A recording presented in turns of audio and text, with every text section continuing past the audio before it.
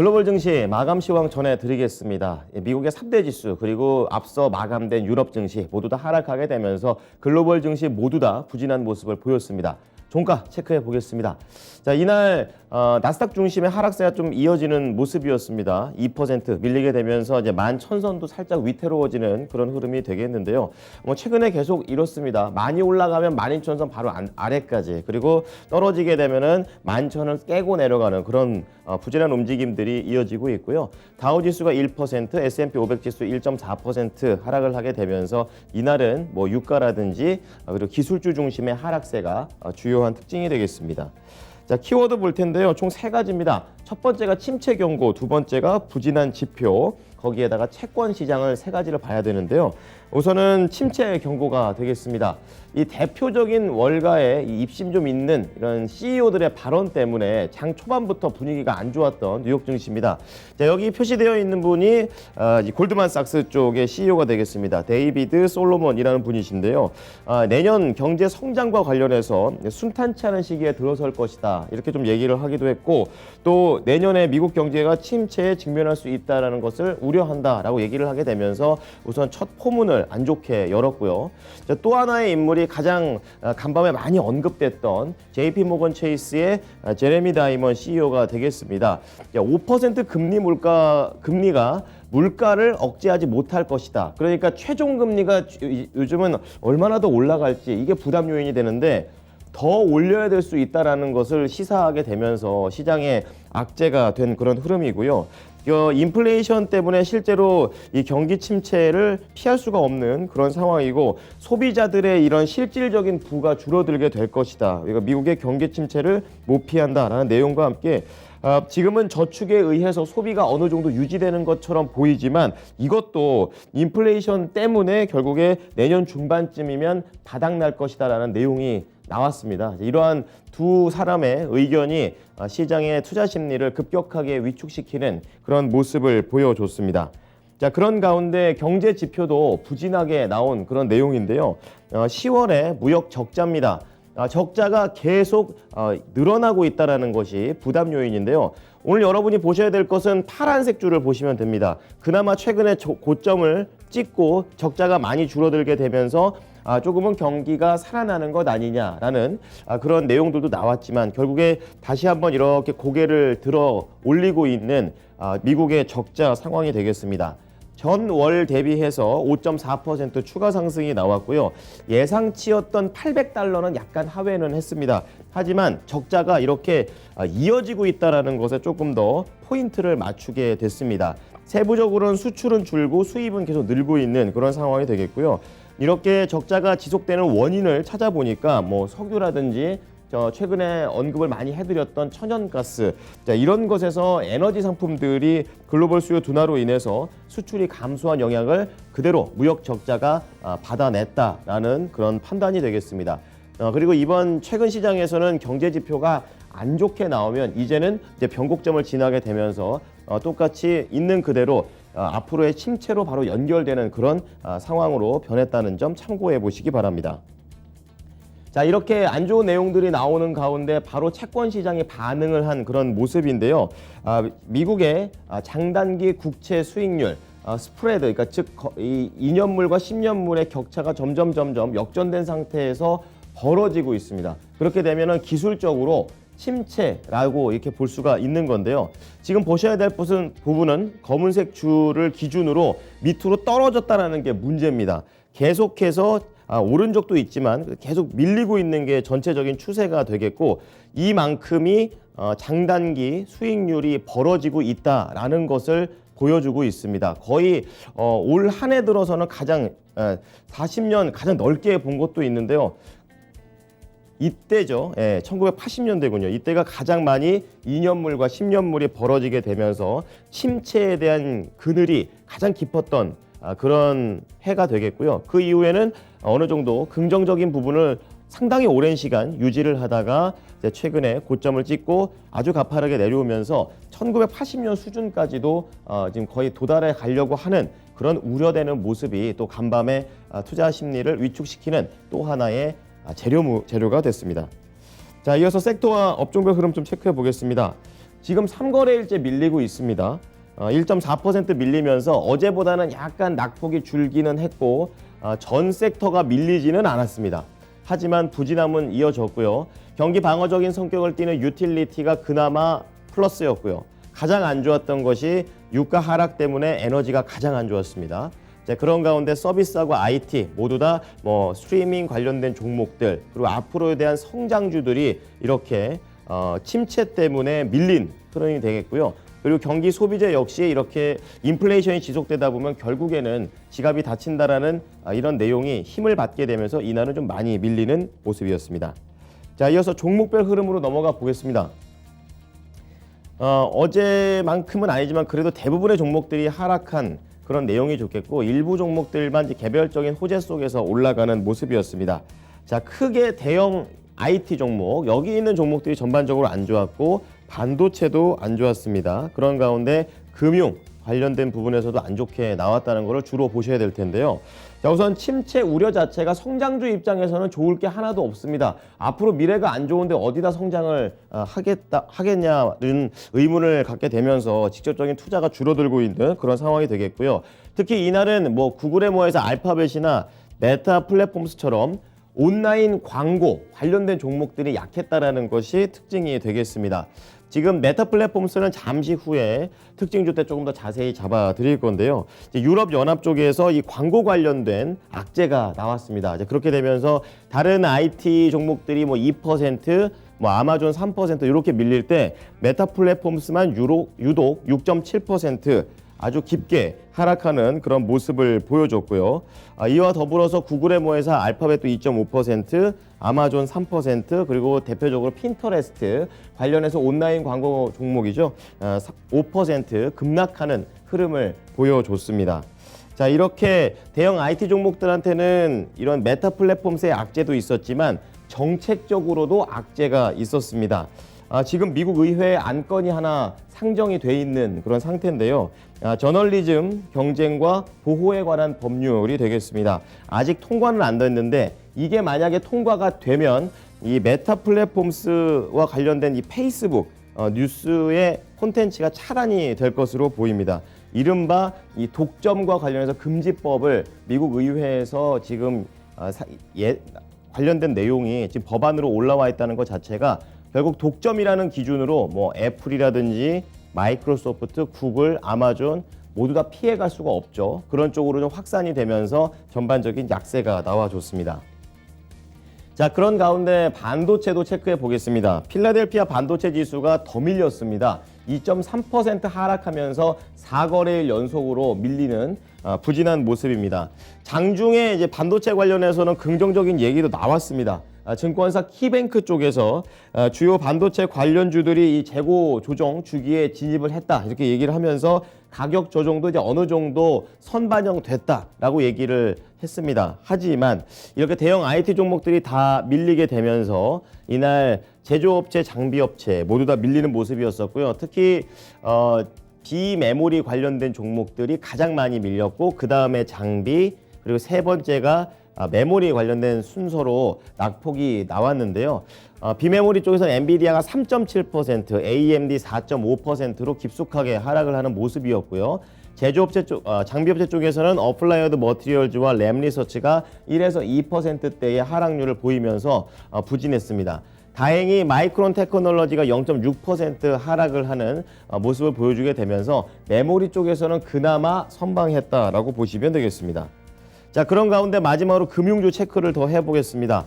지금 은행주들을 중심으로 하락을 했다라고 보시면 되겠고 그 중에서도 이 JP모건 체이스 오늘 또 CEO의 발언이 또 시장에 또 재료가 됐었는데요. 유일하게 강보합 마감을 했습니다. 우선 JP모건 체이스는 2년 동안 손실이었던 영업 부분 자체가 이제 수익으로 전환될 수 있다라는 그런 분석이 나오면서 투자 의견 자체를 2단계를 상향 조정시켰습니다. 이런 거에 따라서 다른 종목 밀릴 때 상대적으로 살아남을 수 있었던 그런 JP모건 체이스였고요. 나머지 종목들은 뱅크 오브 아메리카가 4.2%, 웰스파고 그리고 시티은행 모두 다 약세로서 거래를 마쳤고요. 어제에 이어서 대형 이런 은행들 그리고 충당금을 쌓아놓고 있다라는 그런 악재를 발표를 하게 되면서 이날도 이 대형 은행들도 안 좋았지만 중소형 은행주들, 이 지방 은행들이 특히 더 안 좋은 게 이어졌습니다. US 뱅코프가 2.2%, PNC 파이낸셜 0.8%, 그리고 트리셔 파이낸셜 1.6%로 하락세가 지속됐습니다. 자, 이어서 특징주 보겠습니다. 이날 대형 IT 종목 중에서 유독 악재를 많이 품고 있었던 게 메타 플랫폼스가 되겠습니다. 자, 유럽에서의 악재가 되겠는데요. 지금 페이스북의 모기업 메타 플랫폼스가 유럽 연합 내에서도 이 맞춤형 광고와 관련해서 금지될 위기에 처했다라는 내용이 되겠습니다.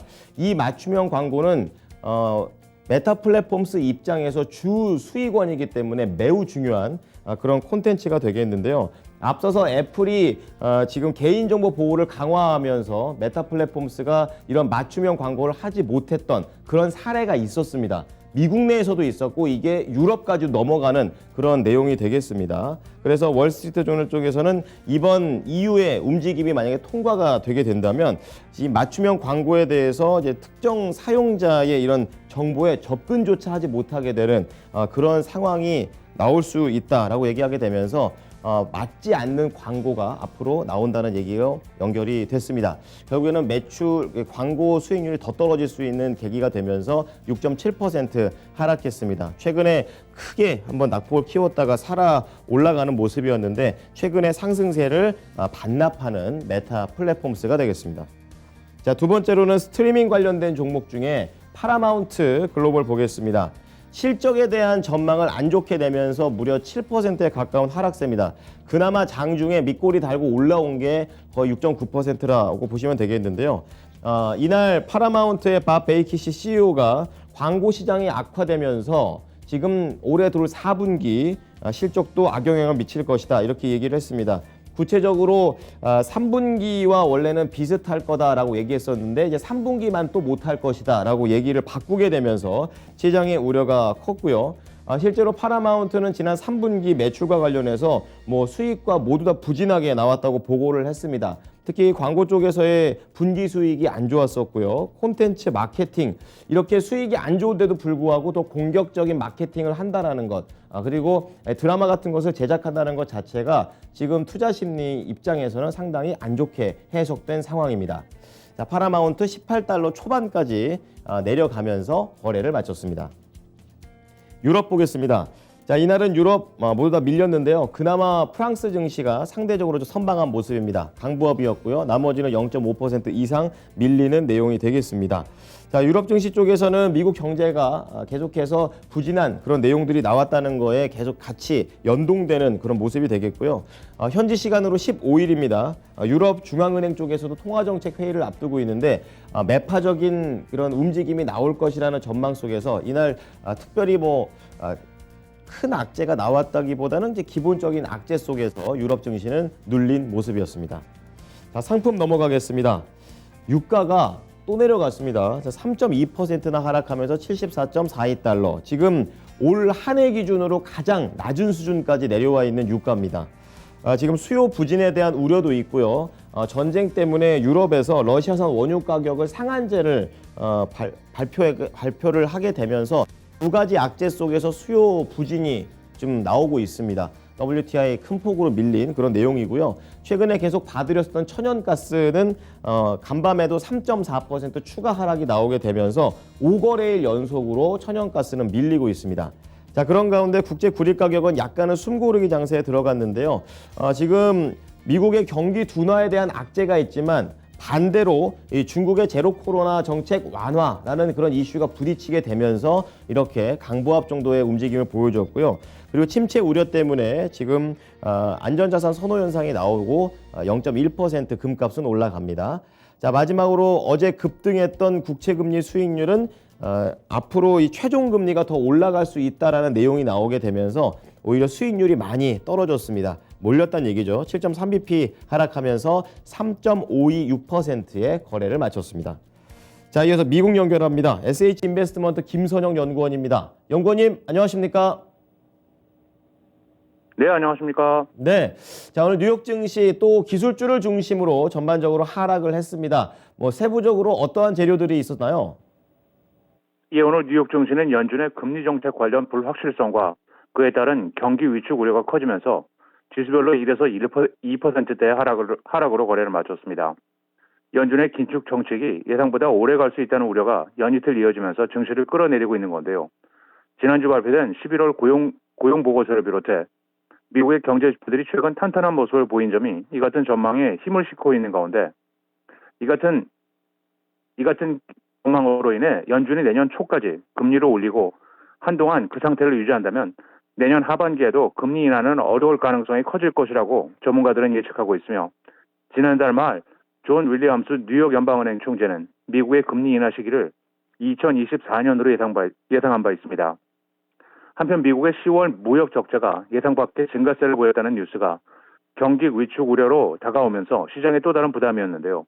상무부에 따르면 수입이 3,348억 달러로 전달 대비 0.6%가 증가한 반면 수출은 2,566억 달러를 기록해 0.7% 감소하면서 지난 10월 미국의 무역 수지 적자는 전달 대비 5.4%가 증가하면서 두 달 연속 적자 폭이 증가하는 모습을 보이고 있습니다. 이로 인해 올해 4분기 미국의 경제 성장률이 예상보다 낮아질 것이라는 관측이 힘이 실리고 있는 상황입니다. 한편 세계 최대 파운드리 반도체 업체인 대만의 TSMC가 미국 애리조나주에 두 번째 반도체 공장을 건설한다는 소식입니다. 투자 규모 역시 당초에 120억 달러에서 400억 달러로 대폭 확대되는데요. TSMC는 아울러 첨단 반도체 생산도 당초 계획했던 것보다 늘리겠다고 발표했습니다. 이번 TSMC의 투자 규모 400억 달러는 미국 역사상 외국인의 투자로는 사상 최대 규모로 애리조나주 역시 사상 최대 규모인데요. 앞서 바이든 대통령이 지난 8월 미국 내 반도체 생산을 독려하기 위한 이른바 칩스와 과학법에 서명한 뒤 외국 반도체 업체들의 미국 내 투자가 급격히 늘고 있는 상황인 가운데 이에 대해 백악관 국제경제위원회 로니 채터지 부국장 대행은 TSMC의 설비가 가동에 들어가면 미국의 연간 반도체 웨이퍼 수요 60만 개를 충족하는 물량이 공급될 것이며 애리조나주의 피닉스 TSMC 공장은 2024년 생산을 시작하고 두 번째 공장은 26년에 문을 열며 이곳에서는 최첨단 반도체인 3나노미터 반도체가 생산될 것이라고 설명했습니다. 제이미 다이먼 JP 모간 체이스의 CEO가 인플레이션이 내년 미국 경제를 침체에 빠뜨릴 수 있다고 경고했다는 소식이 오늘 증시의 부담이었습니다. 그는 소비자와 기업은 현재 좋은 상태를 유지하고 있지만 그렇게 오래가지 않을 수 있다면서 팬데믹 부양 프로그램으로 인해 소비자들의 초과 저축액이 1조 5천억 달러 규모라면서 소비자들은 지난해보다 약 10%더 많이 지출하고 있다면서 내년 중반기에는 1조 5천억 달러가 모두 고갈될 것이라며 이것은 경제를 탈선시키고 사람들이 걱정하는 약한 또는 강한 경기 침체를 야기할 수 있다고 설명하면서 미국의 기준금리가 5%로 향하고 있다면서 이것은 인플레이션을 억제하는 데 충분하지 않을 수 있다고 주장하고 있습니다. 마지막으로 그는 지정학적 긴장감이 커지는 가운데 공급망이 재편되면서 세계화 현상이 부분적으로 뒤집어지는 과정에 있다면서 세계 경제가 대전환에 있음을 시사하면서도 최근 가상자산을 둘러싼 대란에 대해서는 범죄가 만연해 있는 완전한 사이드쇼, 즉 부차적인 일이라고 일축하고 있습니다. 자, 연구원님께서는 어제에 이어서 시장이 부진할 때 그래도 올라갈 수 있는 종목들에 대한 이야기를 말씀해 주셨었는데요. 간밤에는 방산 관련해서 텍스트론이라는 종목이 있습니다. 5% 이상의 상승세를 보여줬고 지금 시간 외에서도 1% 이상 올라가고 있는데요. 어떤 재료에 있었나요? 예, 그렇습니다. 로드 아일랜드주에 분사를 두고 있는 방위산업체 텍스트론의 주가가 오늘 5.18%가 상승해 73달러 57센트의 거래를 마쳤습니다. 텍스트론은 미 육군이 차세대 장거리 돌격 헬리콥터의 공급자로 회사의 자회사인 벨 헬리콥터의 벨 V280 발로 기종을 선정했으며 계약 규모가 800억 달러에 달한다고 밝혔는데요. 이 입찰에는 로키드 마틴과 보잉도 참여한 것으로 알려지고 있습니다.